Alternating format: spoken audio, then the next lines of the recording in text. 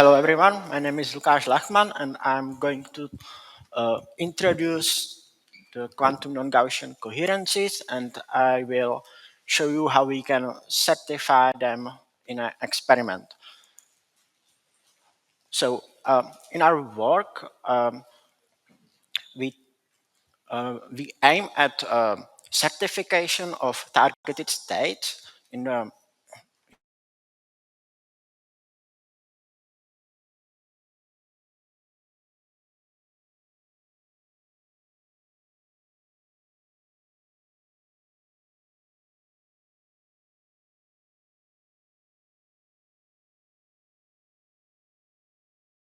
and we into the target state, and then we measure this state, this evolved state, and certify um,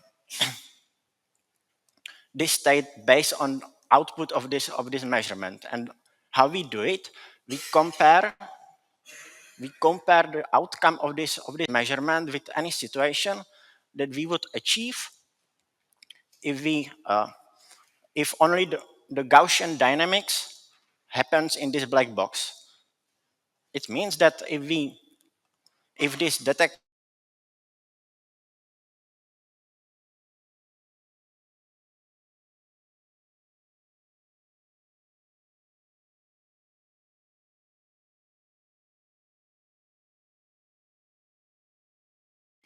uh, the any Gaussian dynamics can be in a single mode can be always factorized as a result of acting the displacement operator and the squeezing operator.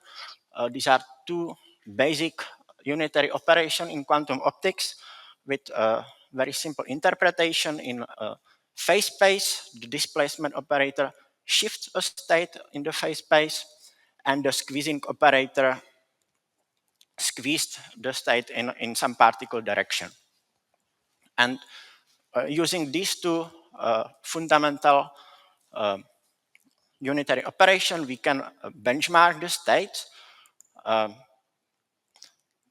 the non-classicality, and this has been done in the history.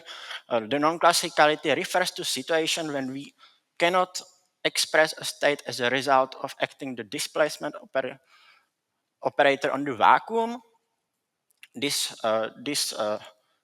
quantum aspect can be generalized, and we can define the quantum non-Gaussianity as incompatibility of a state with an arbitrary Gaussian dynamics. And we can go further and introduce some hierarchy of quantum non-Gaussian properties. And we can require that a state is not a result of acting an arbitrary Gaussian dynamics on this superposition of Fock state up to n minus 1. And then the index n is order of the hierarchy. And this hierarchy was proposed to benchmark the Fock in these publications. So in our work, we aim at advancing uh, this methodology, and we wanted to focus on the coherency in Fock state basis. The coherences are crucial for the quantum technologies. For example, this superposition of the vacuum and Fock state 4 is necessary for performing the error correction using the binomial code. And we want to differentiate the quantum non-Gaussianity of this state from the quantum non-Gaussianity of Fock states. The way how we do it is that we test whether the coherences of these states are not a result of Gaussian dynamics acting on an arbitrary Fock state. And it basically means that we want to reject all states that are close to Fock states, although this state has a lot of negativities in the Wigner function. So in this work, we have focused on the coherences of a qubit states that can be always represented by a Bloch sphere. And generally, we can think that the Fock state N and Fock state M are at the poles of this Bloch sphere, and we want to target the states at the equator of this Bloch sphere. To do it, we introduce the coherence measure, which uses the projector on the state on the equator, but this projector depends on the phase, on the position of state on the equator, and we basically maximize over this phase. And this guarantees us that if we measure a state that lies exactly at the equator, then this coherence measure reaches the value 1. And we want to, yeah, and now when we define the measurement, we can look at some experimental data that have been published in, in optics. The way how we can produce the superposition of the vacuum with the Fock state 1, we can use OPO2 and implement the action of the displacement operator in the in this heralding mode, and this allows us to conditionally prepare this state. The coherence measure in this experiment that was achieved is 0.66, and it is caused that is because there were losses 23% and also the dephasing 22%. Similarly, we can conditionally prepare in optics the superposition of the vacuum and Fock state 2. This can be done using 2OPO1, which corresponds to sources of the squeezed vacuum, and if we mix this squeezed vacuum and perform heralding in one of the output mode, we can conditionally prepare this state. And in this case, the coherence measure that was achieved was 0.73. And now we can compare these experimentally achieved values with the threshold that cover any result that is possible by the Gaussian dynamics. And it has appeared that this threshold is very high. It means that if we allow for the Gaussian dynamics, we can achieve up to the coherence measure up to 0.93. And for comparison, we can check what happens if we allow only for the displacement, and the value is a little bit lower, but it's still very high, and the data are below the threshold. It means that in this case we can't certify the quantum non-Gaussian coherences. So we were thinking about using different criteria that would allow us to certify the quantum non-Gaussian coherences. So we derive a threshold in terms of the coherence measure and the probability P1, and we are still below the threshold, so we didn't succeed. But when we derive a criterion that combines the coherence measure, the probability P1 of having one photon, and probability P2 plus of having two or more photons, then the data beats the non-classical threshold. So in case of superposition of higher Fock states, we can introduce some hierarchy of quantum non-Gaussian coherences, which is based on ordering these states that are affected by the Gaussian dynamics. In our case, we decided to order them by the number of consecutive Fock states that are in the superposition. It means that in the first order, we reject only Fock states. In the second order, we reject superposition 0 plus 1, 1 plus 2, etc.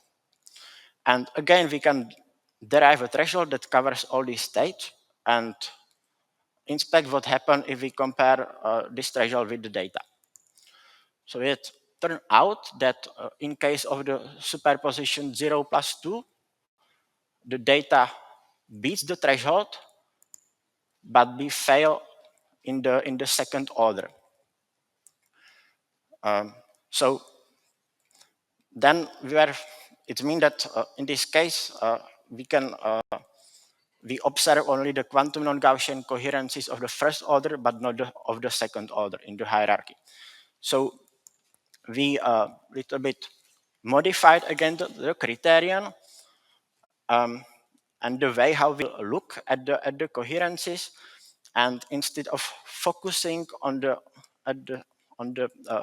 states at the equator of the Bloch sphere, we consider general measurement and derive a threshold for any angle theta in the Bloch sphere.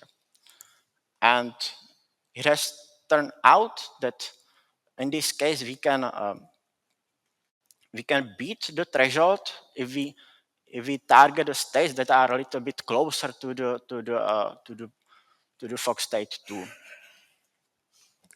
So let's summarize my talk. So we introduced the framework of quantum non-Gaussian and non-classical coherences.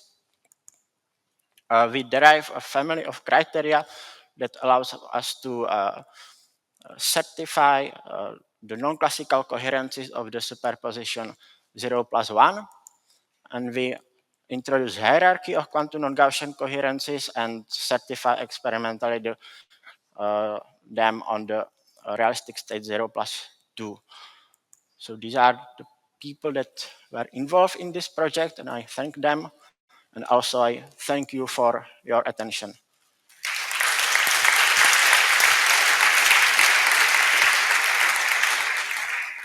Thank you very much for the nice talk and for staying perfectly on time. So there is time for a couple of questions.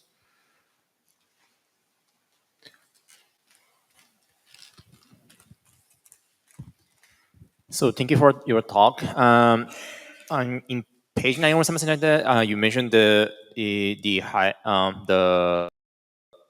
quantum non-Gaussianity that you introduced is you had some a formula with the maximization over certain quantum states, wasn't it? And like I think the on page 9, something like that. Yeah. So yeah, here you got the maximization on the states, but how do you estimate this value in the actual setup? How we can maximize it? Yeah. Well, we need to do it numerically, but the question is how difficult it is. I mean that optimizing over these we call them core states is as hard as finding a root of a polynomial. Okay. And then optimizing over the Gaussian dynamics, we use some like global optimizing algorithm to do that. So is it possible to do it analytically? No. It is not possible. Okay, thanks. One more question. Maybe one from me.